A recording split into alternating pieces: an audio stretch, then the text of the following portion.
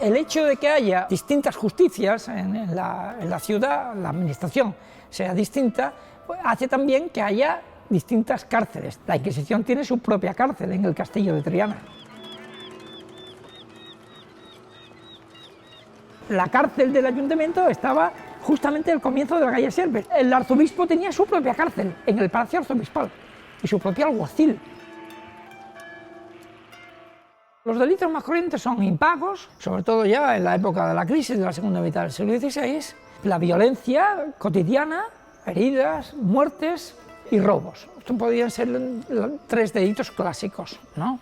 Los delitos que llevan aparejada sangre llevan aparejada a su vez una pena de muerte, y las penas de muerte se ejecutaban.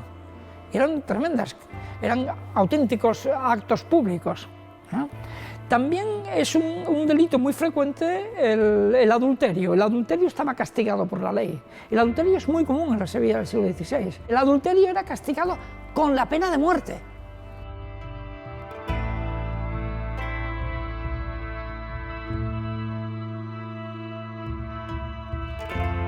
¿Cómo era el mundo carcelario?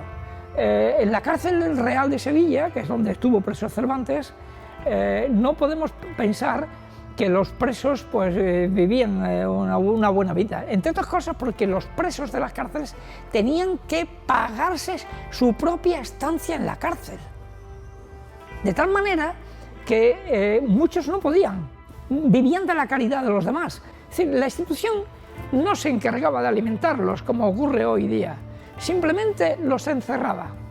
A veces muchos salían y entraban durante el día, porque sobre todo los que podían, los más ricos, los comerciantes, aquellos que habían cometido un delito de impago, etcétera, aquellos que tenían más dinero, pues les pagaban a los carceleros para que les dejaran salir. Era muy común, ¿verdad?, este tipo de fraudes, ¿no? Pero eso indica, de alguna manera, el caos que debieron ser las cárceles de la Sevilla del siglo XVI.